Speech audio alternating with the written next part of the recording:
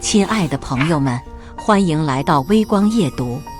就你这穷酸样，也配做主桌？村支书李大富一脚踹开凳子，红木椅子在水泥地上拖出刺耳的声音。滚去小孩那桌蹲着吃。满院宾客哄笑声中，张建军默默弯腰捡起掉在地上的旧公文包，皮包磨损的边角裂开一道口子，里面露出一角文件。阳光斜射下，纸张上赫然印着几个烫金大字：某某市干部任命通知书。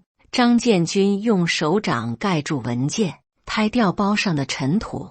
他抬头看了一眼正在台上大声炫耀的李大富，眼神深处闪过什么东西。接下来开始我们本期故事，记得点击订阅并开启小铃铛。3月的玉溪山区还带着春寒，一辆绿色的老式吉普车沿着蜿蜒的乡道缓缓前行，车身上的漆已经斑驳脱落，后视镜用铁丝绑着，随着颠簸摇摆不定。张建军握着方向盘，身上穿着一件洗得发白的中山装，领子磨得起了毛球，袖口也有些开线，但洗得很干净，还带着淡淡的肥皂味。车子停在村口，张建军下车看了看那块新换的村牌，张家村，字是用电脑打印的，比以前那块手写的板子正规多了。村口的公示栏前围着几个老大爷在议论着什么。张建军走过去一看，栏里贴着2023年扶贫项目受益名单。他从上往下扫了一遍，眉头慢慢皱起来。李富强，养殖补贴8万元；李富贵，种植补贴6万元；李富康，技能培训补贴3万元；李大富，村级扶贫项目协调费5万元。20个名字里，18个都姓李，这李大富的亲戚可真多啊！一个戴着毡帽的老大爷啐了一口，连他家那个3天打鱼2天晒网的废物侄子都能拿技能培训补贴。嘘，小声点。另一个老头往四周看了看，让李家人听见又要找你麻烦。张建军没有说话，掏出手机对着公示栏拍了几张照片。拍照时手机发出细微的咔嚓声，几个老大爷转过头看他。你拍这个干啥？毡帽老头问道。随便看看。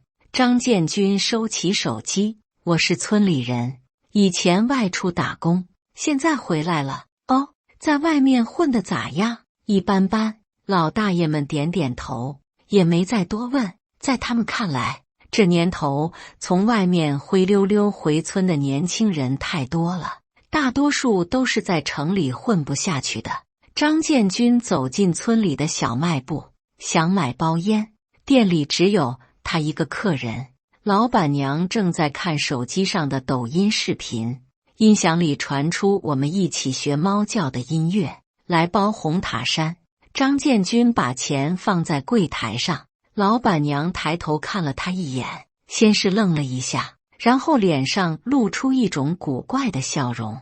哟，这不是建军吗？他故意拖长声调。打工回来了。张建军点点头，没有多说什么。听说你在外面当保安来着？老板娘一边找烟一边继续说。一个月能挣多少钱啊？够生活不？够用？那就好，那就好。老板娘把烟递给他，眼神里带着一种看热闹的表情。像你这样老实本分的人，在外面可不好混，还是咱村里安稳，有李书记照顾着。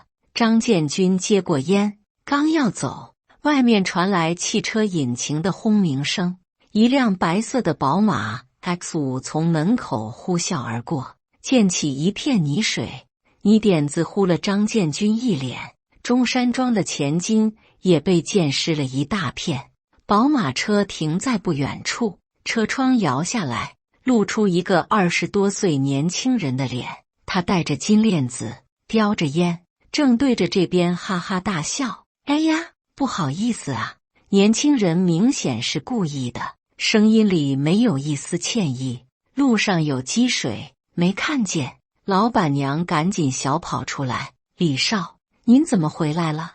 我爸让我回来帮忙张罗我爷的寿宴。李少弹了弹烟灰：对了，我爸说了，村里但凡是个人都得来，热闹热闹。说着，他又瞥了一眼正在用纸巾擦脸的张建军：这位兄弟也来啊，不过记住，穿得体面点，别给我家丢人。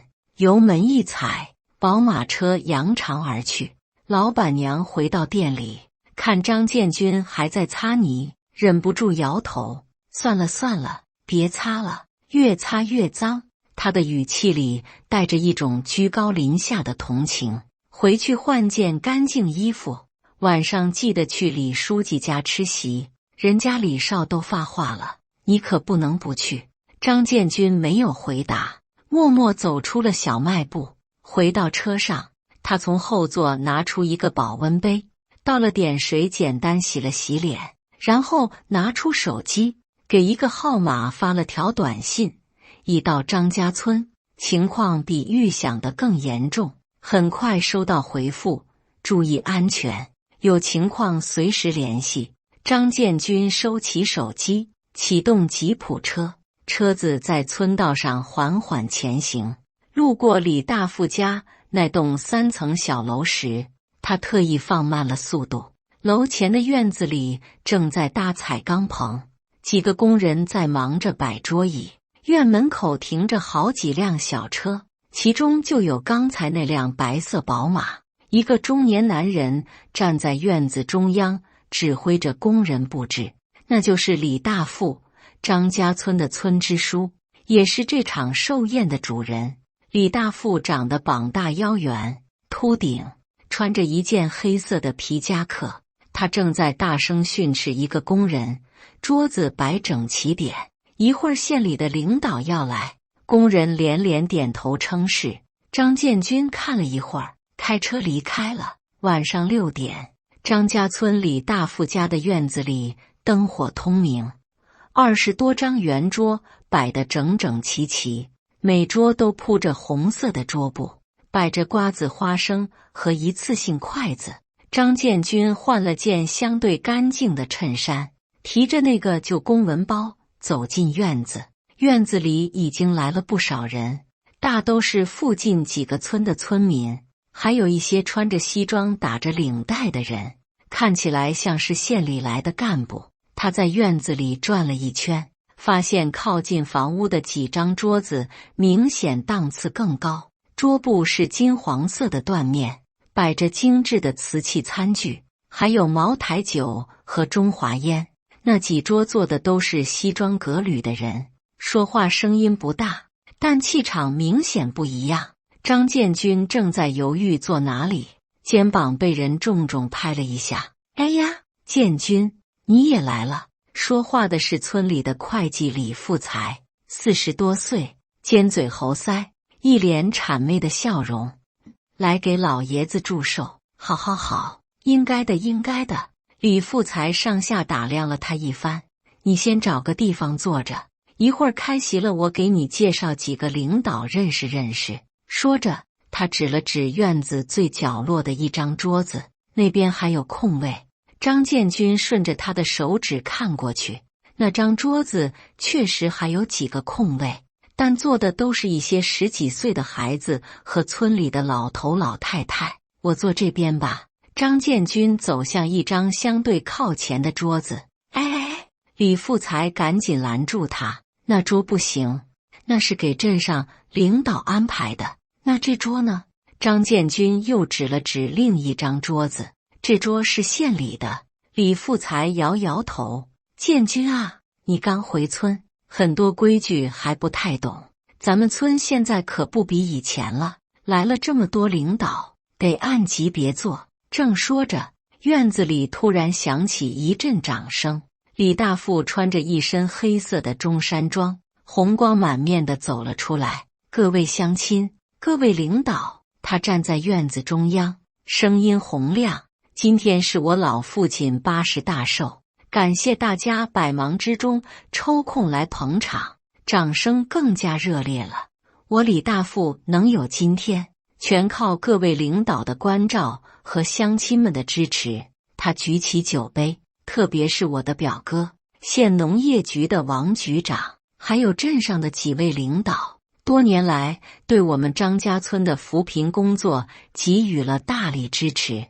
又是一阵掌声，一个戴着眼镜的中年男人站起来摆摆手：“李书记客气了，这都是我们应该做的。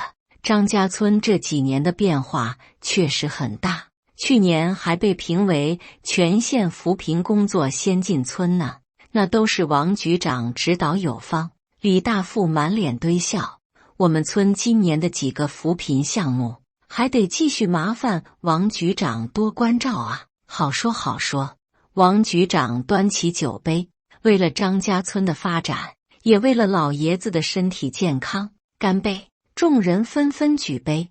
张建军站在角落里，悄悄掏出手机，开始录音。他刚调整好角度，肩膀又被人拍了一下。“你在这儿干嘛呢？”李大富不知道什么时候走到了他身后，一脸不耐烦的表情。“我在听您讲话。”“听个屁！”李大富大声说道，引得周围不少人转过头来看。“你一个打工的，站在这儿碍手碍脚干什么？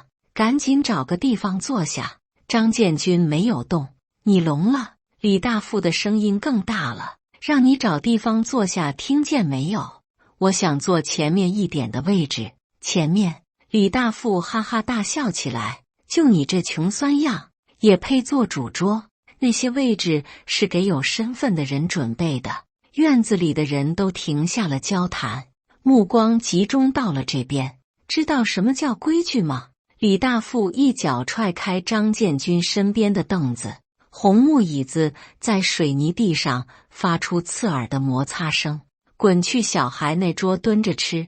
满院的宾客爆发出哄笑声，有人起哄：“李书记说的对，什么人坐什么位置。”张建军弯腰捡起掉在地上的旧公文包，包的边角磨破了，里面露出一角文件。他刚要站起来，李大富突然看到了他手里的手机。“你拿手机干什么？”“没干什么，没干什么，你开着录音。”李大富一把抢过手机，看到屏幕上显示的录音界面，脸色立刻变了。“你特么偷录音！”张建军想要拿回手机，但李大富已经高高举起了胳膊。“各位看看，这个家伙居然偷偷录音！”李大富举着手机向众人展示，不知道安的什么心。说着，他用力一甩，把手机扔进了院子里的鱼塘。手机在空中划出一道弧线，扑通一声沉入水底，鱼塘里溅起一朵水花，涟漪慢慢扩散开来。李大富踩着一张凳子，居高临下地俯视着张建军：“我告诉你，在咱张家村，是龙你得盘着，是虎你得卧着。”他的声音传遍整个院子。别以为在外面混了几年就了不起了，回到村里还得看我的脸色。院子里鸦雀无声，所有人都在看着这一幕。张建军默默地拍拍公文包上的尘土，然后朝院子角落的那张桌子走去。寿宴进行到一半，张建军借口上厕所离开了座位。他没有去厕所，而是绕到了院子后面的鱼塘边。刚才李大富把他的手机扔进鱼塘，现在得想办法找回来。虽然手机肯定是废了，但里面的录音也许还能恢复。鱼塘不大，水也不深，在月光下能看到底部的淤泥。张建军正在想着怎么把手机捞上来，突然听到有人说话的声音，声音是从鱼塘对面的小树林里传来的。今年的养殖补贴到账了吗？这是李大富的声音。早到了，8万块钱，一分不少。另一个声音听起来像是村会计李富才。那个养殖场呢？见了没有？见个屁！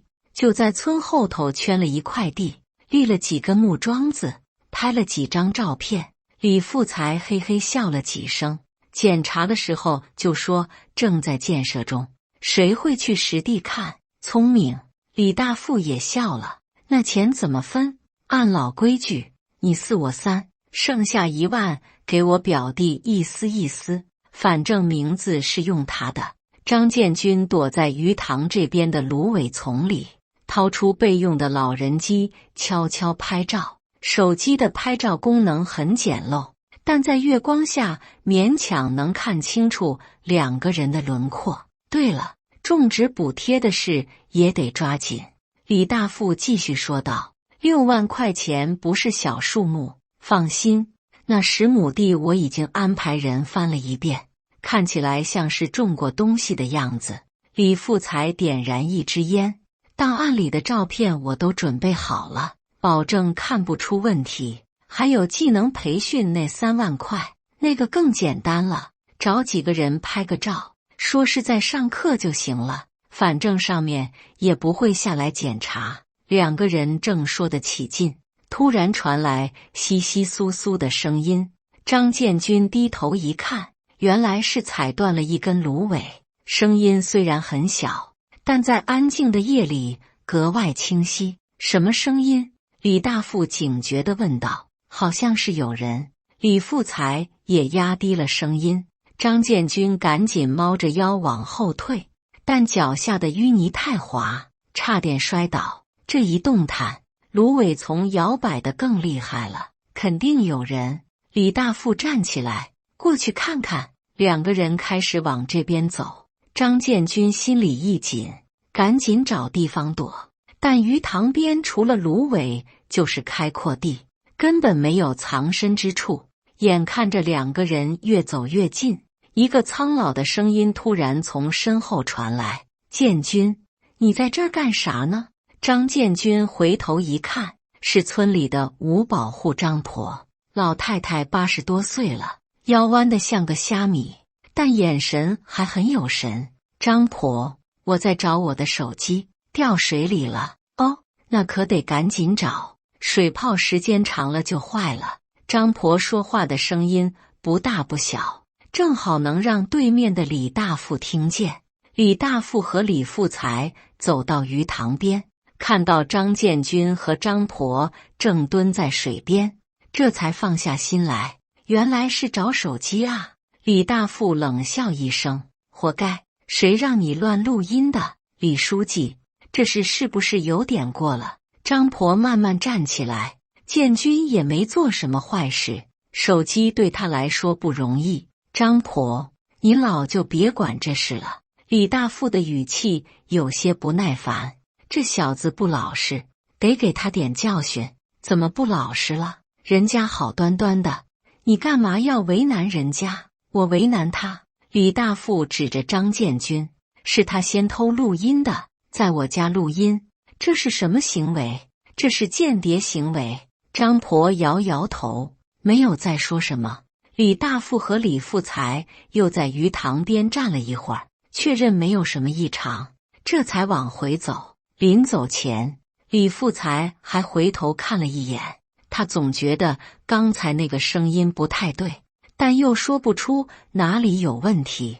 等2个人走远了，张婆才拍拍张建军的肩膀：“建军啊，张婆劝你一句，有些事能忍就忍了。”老太太的声音很轻。李大富这个人心眼小，你和他斗不过的，我知道。谢谢张婆，别的我也帮不上什么忙，只能提醒你小心点。张婆叹了口气，这个村现在是他们李家的天下。说完，老太太慢慢往回走，张建军一个人留在鱼塘边，看着月光下微微荡漾的水面。他掏出那部老人机，翻看刚才拍的照片，照片很模糊，但能看出是2个人在交谈。更重要的是，他刚才听到的对话都记住了：虚报养殖补贴、伪造种植项目、虚假技能培训，这些都是实打实的贪污行为。他把手机收好，正准备离开，突然听到身后传来脚步声。张建军猛地转身，看到李富才正站在不远处，手里拿着一把砍柴刀，月光照在刀刃上，反射出冰冷的光芒。你刚才都听到什么了？李富才的声音阴恻恻的，眼神里带着杀意。我什么都没听到，我一直在找手机。别装了。李富才举起砍柴刀，月光下刀刃寒光闪闪。偷拍，偷听，你以为我们是傻子吗？他一步步朝张建军逼近，说：你到底是什么人？面对举着砍柴刀的李富才，张建军强迫自己保持冷静。我真的什么都没听到，刚才张婆也在这儿，她可以作证。张婆？李富才冷笑一声，一个老糊涂，他的话谁信？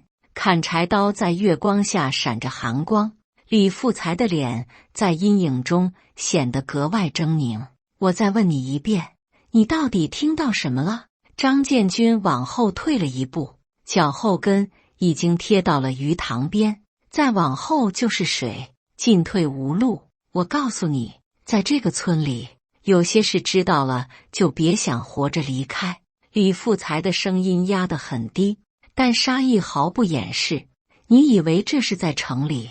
这里是张家村，天高皇帝远，死个把人谁会知道？正在这时，张建军的老人机突然响了，铃声在安静的夜里格外刺耳。李富才被吓了一跳，砍柴刀在手中晃了一下。张建军趁机拿出手机，看了一眼来电显示，是一个没有备注的号码，但他认得这个号码，不许接。李富才挥舞着砍柴刀，把手机扔了，但张建军已经按下了接听键。喂，建军，我是小王。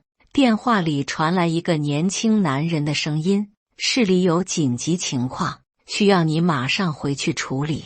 张建军的心里一阵激动，但脸上没有表现出来。什么情况？防洪预案的事，省里催得很急，明天上午就要交，您的签字必须今晚就到位。我知道了，马上回去。李富才在旁边听得一头雾水，什么防洪预案？什么省里？这个打工的怎么会接到这种电话？对了，电话里的声音继续说道：纪委的同志已经在路上了。这句话让张建军的眼神一亮。好的，我等他们。挂断电话后，李富才狐疑地看着张建军。谁给你打电话？我朋友。什么朋友？李富才举着砍柴刀，别想糊弄我。什么防洪预案？什么纪委的？你一个打工的懂这些？张建军没有回答，而是掏出手机准备发短信。放下手机，李富才大吼一声，举起砍柴刀就要砍下来。就在这时，远处传来汽车引擎的声音，先是一辆，然后是2辆、3辆，发动机的轰鸣声由远及近，显然是有多辆车正在往村里开。李富才停下动作，侧耳听了听，大晚上的，谁会开车进村？汽车的声音越来越近，还伴随着急刹车的声音。李富才有些慌了，刚才那个电话提到了纪委，难道真的是上面来检查的？你快说，刚才那个电话到底是谁打的？张建军看着李富才慌张的样子，心里已经有了底。你很快就知道了。汽车声音更近了，似乎已经开进了村子。李富才彻底慌了神，砍柴刀在手中都拿不稳了。你到底是什么人？这时，院子里突然传来李大富的大嗓门：又是哪个王八蛋大晚上开车进村，吵死了！紧接着是一阵嘈杂的声音，似乎很多人都在往外跑。富才，你在哪儿？李大富的声音带着明显的慌张。快回来，出事了！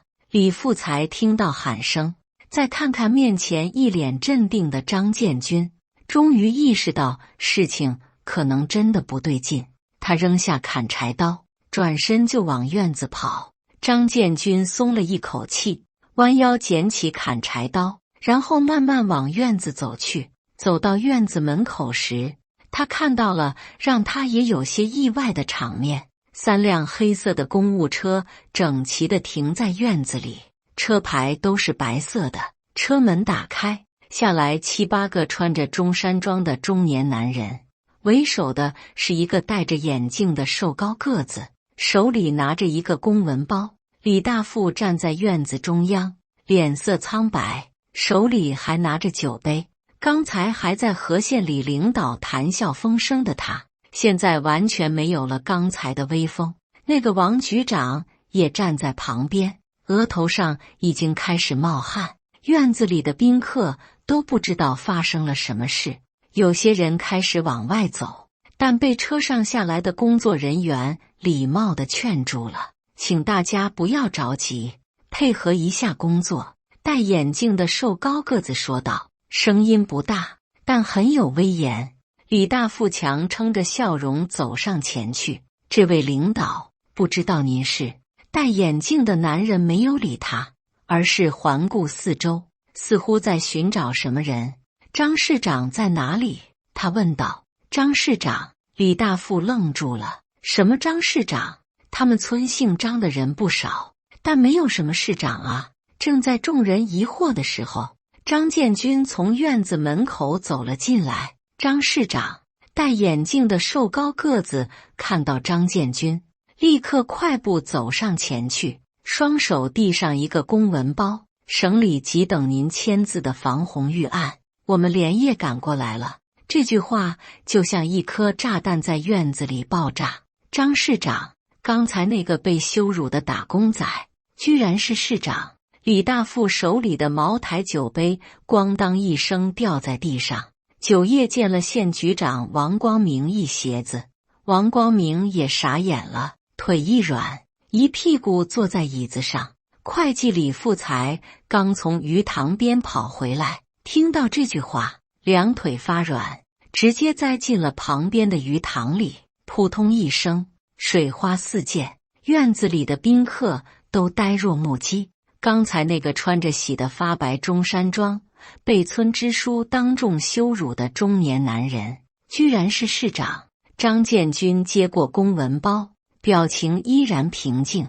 辛苦了，让大家跑一趟，应该的。张市长，戴眼镜的男人恭敬地说道，车已经准备好了，您什么时候回市里？不急，我先处理点私事。张建军慢慢打开公文包，从里面取出一个红色的证件夹。他翻开证件夹，露出里面烫金的证件，上面清清楚楚写着工作证姓名张建军，职务中共某某市委副书记，市人民政府市长。证件上还贴着张建军的证件照，钢印清晰可见。院子里鸦雀无声。李大富瘫坐在地上，脸色惨白，嘴唇哆嗦着说不出话来。那个刚才还在和他称兄道弟的王局长，现在恨不得找个地缝钻进去。他可是亲眼看着李大富羞辱张建军的，甚至还在旁边看热闹。现在才知道，被羞辱的人是他的顶头上司的顶头上司。张市长。李大富终于找回了声音，声音颤抖得厉害。我不知道您是。张建军没有理他，而是对身边的工作人员说道，麻烦把落水的那位同志救上来。几个工作人员赶紧去鱼塘边，把正在水里扑腾的李富才拉了上来。李富才全身湿透，像个落汤鸡，但顾不上擦水，爬起来就朝张建军磕头。张市长，我错了，我真的错了。张建军这才看向李大富，刚才你说在张家村，是龙得盘着，是虎得卧着。李大富的脸更白了，额头上冒出豆大的汗珠。我那是，我不知道您的身份。如果我不是市长，就活该被你羞辱。张建军的声音很平静，但字字如刀。如果我真的是个普通的打工者，你就可以随意践踏。李大富张嘴想要解释，但一个字都说不出来。张建军从公文包里又取出一个文件夹，递给戴眼镜的工作人员。这是市纪委的调查令，对张家村的扶贫资金使用情况进行专项调查。戴眼镜的男人接过文件，大声宣读：根据市委市政府的决定，成立张家村扶贫资金专项调查组，即日起对该村2020年以来的所有扶贫项目进行全面核查。李大富彻底绝望了，他知道自己完了，这些年贪污的那些钱一笔都跑不了。王局长也知道自己完了，作为李大富的表哥，作为负责扶贫项目审批的关键人物，他在这件事里绝对脱不了干系。另外，张建军继续说道：刚才在鱼塘边，李富才同志威胁我，还拿砍柴刀要杀我，这个砍柴刀就是证据。他把刚才捡到的砍柴刀递给工作人员，刀刃上还有月光留下的痕迹，刀把上有李富才的指纹。李富才听到这话，直接吓尿了，威胁市长，这可是重罪。院子里的村民们这才完全反应过来，原来刚才那个被他们看笑话的打工仔，居然是真正的大官。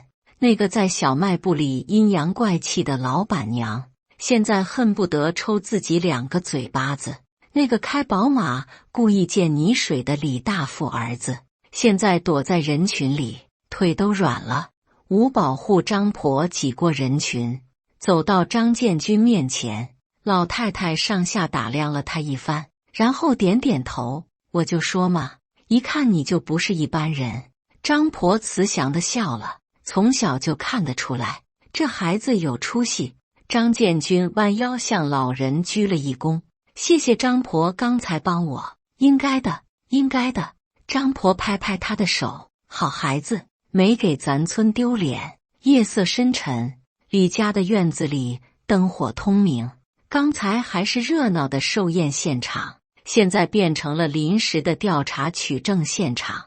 张建军在院子中央摆了一张桌子，铺上白色的桌布，就地召开现场办公会。市纪委的工作人员已经开始行动，有人在清点李大富家的财产，有人在调取村里的财务资料，还有人在走访村民了解情况。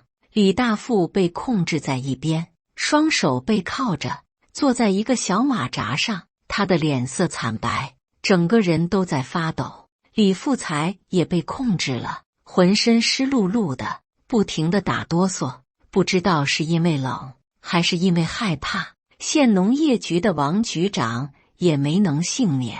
作为李大富的表哥，作为扶贫项目的审批人，他必须配合调查。张建军坐在桌子后面，面前摆着那个旧公文包，包已经破了个口子，但里面的文件整整齐齐。李大富，张建军开口说道。李大富哆嗦着抬起头：我问你，2023年的养殖补贴项目，你们村实际建设了吗？建了。李大富的声音像蚊子一样小。建在哪里？李大富张嘴半天说不出话来。一个纪委的工作人员递过来一份资料：张市长，我们刚才去现场看了，所谓的养殖场就是几根木桩子，连围栏都没有，根本不具备养殖条件。张建军点点头，继续问：种植补贴项目呢？那10亩土地种了什么？李大富低着头不敢说话。另一个工作人员汇报：张市长，那块地现在是荒着的，杂草丛生。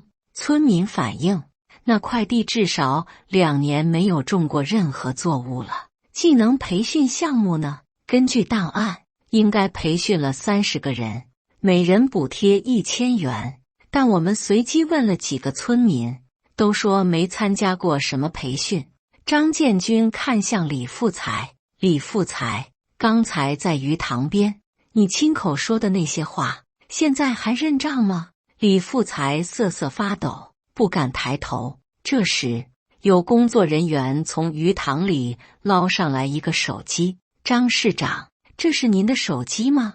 张建军接过手机，虽然已经进水了，但外壳还算完整。这里面有录音，记录了今晚李大富羞辱我的过程。他把手机递给技术人员，看看能不能恢复数据。李大富听到这话，彻底绝望了。如果录音能恢复，那他刚才的所作所为就全有证据了。张市长，我错了，我真的错了。李大富突然跪下来，我不该那样对您，我该死，我该死。你错在哪里？张建军问道。我错在不该羞辱您。不对，张建军摇摇头。你最大的错误不是羞辱了我，而是贪污了老百姓的救命钱。这句话说到了点子上，扶贫资金是用来帮助困难群众的，不是用来让你们中饱私囊的。张建军站起来，你们拿了这些钱，真正需要帮助的村民怎么办？李大富无话可说。这时，又有工作人员汇报，张市长，我们在李大富家里发现了大量现金，初步清点有50多万元，另外还有一些金银首饰和名贵烟酒。这些钱的来源，你能解释吗？张建军问李大富。李大富张嘴想要撒谎，但在这种情况下，任何谎言都显得苍白无力。是扶贫资金，具体怎么来的？就是那些项目，我们没有真正实施，把钱装进了自己的腰包。张建军替他说完了这句话，县农业局的王局长在旁边也坐不住了。张市长，这件事我也有责任，作为审批部门的负责人，我监管不力，不是监管不力。张建军看向他，根据我们掌握的情况，你明知道这些项目是虚假的，但还是签字批准了，为什么？王局长的脸更白了。因为李大富是我表弟，他求我帮忙，所以你就把国家的扶贫资金当作兄弟情分的工具。王局长无法反驳。这时，技术人员过来汇报，张市长，手机里的录音基本恢复了，虽然有些杂音，但关键内容都能听清楚。张建军点点头，那就好，这些录音将作为重要证据提交给司法部门。李大富听到这话，彻底崩溃了，他开始大声哭喊，张市长，求求您放我一马吧，我上有老下有小，不能坐牢啊！你在贪污老百姓救命钱的时候，想过那些真正需要帮助的村民吗？张建军的声音依然平静，但每个字都像重锤一样敲在李大富心上。他们也有老有小，他们的困难你考虑过吗？李大富哑口无言。张建军对纪委的工作人员说，该怎么办就怎么办，严格按照法律程序来。第二天上午，张家村的村口聚集了很多村民。昨晚的事情已经传遍了整个村子。村支书李大富贪污扶贫资金被抓，这在村里引起了巨大的震动。更让人震惊的是，那个被李大富当众羞辱的打工仔，居然是市长。现在，所有人都在谈论着这件事。你说张建军什么时候当上市长的？村民老张问道。谁知道呢？反正昨晚那场面我看得清清楚楚。另一个村民摇头，那些大干部对他都毕恭毕敬的，活该。李大富这个王八蛋终于得报应了。老王啐了一口，这些年他贪了多少钱，大家心里都有数。就是什么养殖场、种植园都是假的，钱全让他们几个人分了。人群中，小卖部的老板娘低着头，不敢说话。昨天她还对张建军阴阳怪气，现在想想真是丢人。更让她尴尬的是，今天早上张建军又来买烟了，来包红塔山。张建军的语气很平静，就像什么都没发生过一样。张市长，老板娘哆哆嗦嗦地从柜台里拿出一条好烟，您抽这个好，不用，还是红塔山就行，不要钱。老板娘把烟硬塞给他，昨天的事，我不知道您的身份，没关系。张建军还是把钱放在了柜台上，做生意不容易，该给钱还是要给的。老板娘看着柜台上的钱，眼泪差点掉下来。人家堂堂一个市长，对他这么个势利眼还能这样客气，这让他更加羞愧。张建军离开小卖部，走到村口的公示栏前。公示栏里已经贴上了新的通知，关于张家村扶贫项目重新审核的公告。通知上写着，所有扶贫项目将重新审核，虚假项目将被取消，相关资金将追回，真正符合条件的村民将重新申请。围观的村民看到张建军过来，都自觉地让开了路，但他们的眼神不再是昨天的轻视和嘲笑，而是敬畏和感激。张市长，吴保护张婆挤过人群，拉住了张建军的手。老太太的手很粗糙，布满了老年斑，但握得很紧。谢谢您为我们村做的事。张婆的眼里含着泪水。这些年，我们这些老百姓就盼着有个好官来管管，应该的。张建军轻抚着老人的手，以后有什么困难，直接反映。好。张婆连连点头。早就看出来你不是一般人，眼神不一样。其他村民也围了上来。张市长，以后我们村的事还您管吗？会有新的村干部来，我会关注的。那就好。这时，远处开来一辆警车，车停下后，下来几个警察，押着李大富和李富才走了过来。李大富穿着看守所的黄色马甲，戴着手铐，整个人都蔫了。看到张建军，他想要说什么，但张嘴半天没有声音。昨天晚上到现在，他一直在想，如果时间能倒流，他绝对不会那样对待张建军。但世界上没有如果。警车很快就开走了，李大富也被带走了。村民们看着远去的警车，都在议论着，这下好了，以后再也不用看他的脸色了。张市长真是为民除害啊！正在这时，又开来一辆车，车上下来一个中年女人，正是李大富的老婆。女人看到公示栏前的通知，又看到村民们的表情，大概明白发生了什么。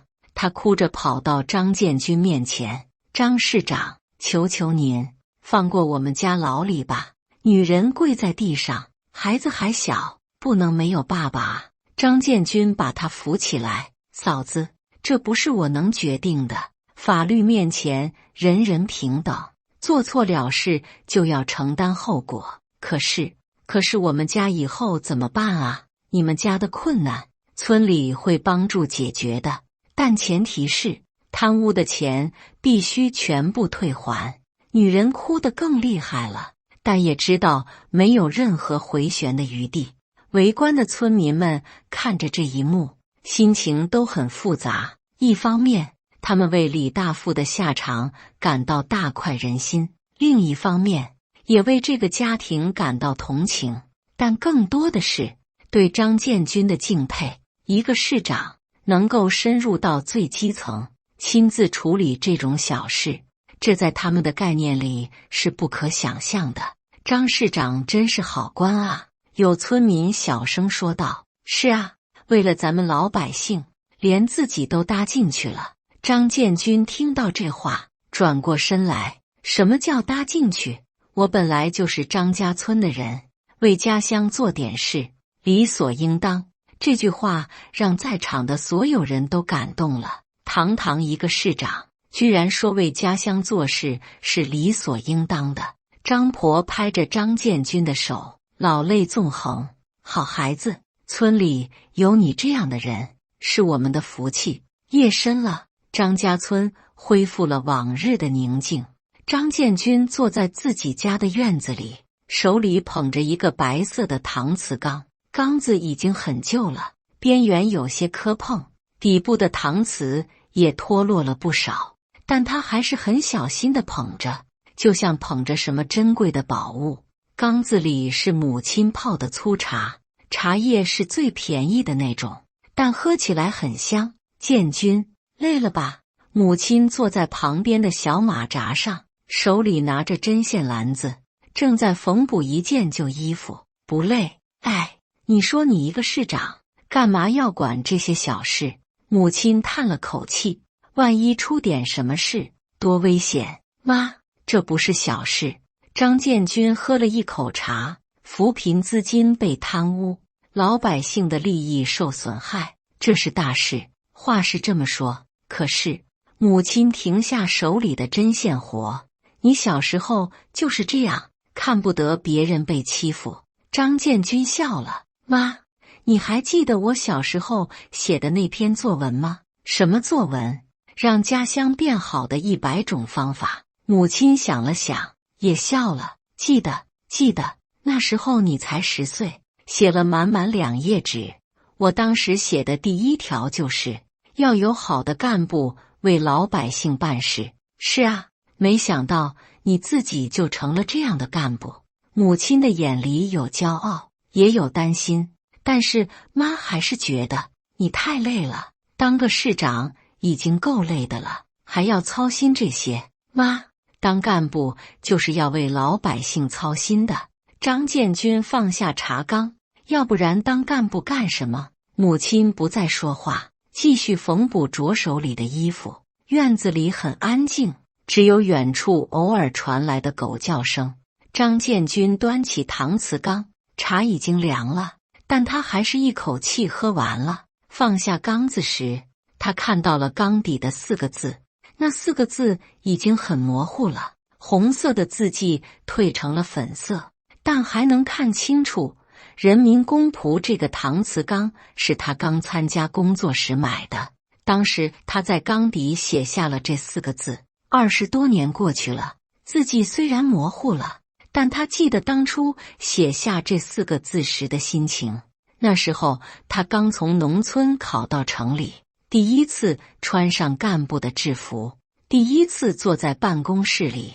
他告诉自己，无论走到哪里，无论当多大的官，都要记住自己是人民的公仆。现在他真的当上了市长，但初心没有变。妈，我明天就要回市里了，这么快？多住几天不行吗？工作太多，离不开。张建军站起来，但我会经常回来看看的。行，工作要紧。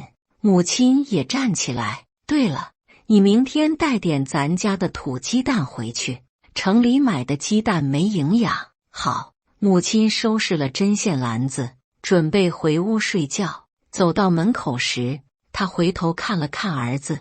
建军，妈就希望你平平安安的，当多大的官都不重要，平安就好。我知道，妈。母亲进屋了，院子里只剩下张建军一个人。他又坐了一会儿，看着满天的星星。这里没有城市的灯光污染，星空格外清澈。小时候，他经常和父亲坐在这个院子里看星星。父亲会告诉他哪颗是北斗星，哪颗是启明星。现在父亲已经去世10年了，但那些话他还记得清清楚楚。建军，你要记住，无论走到哪里，都要做个好人。这是父亲临终前对他说的最后一句话。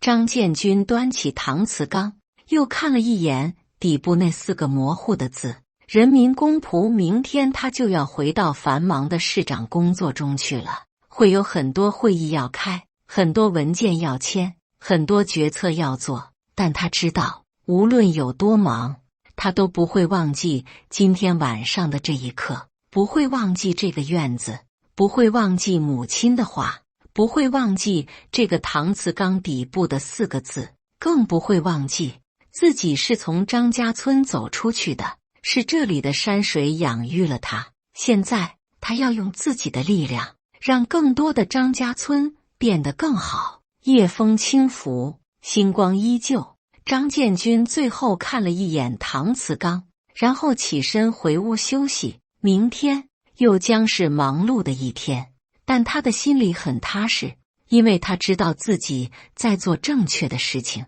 一个真正的人民公仆就应该这样。感谢大家的观看，本期故事精彩吗？欢迎大家在下方评论区吐槽。如果你喜欢这类故事，记得点击订阅微光夜读，并分享给更多的人，这会对我帮助很大。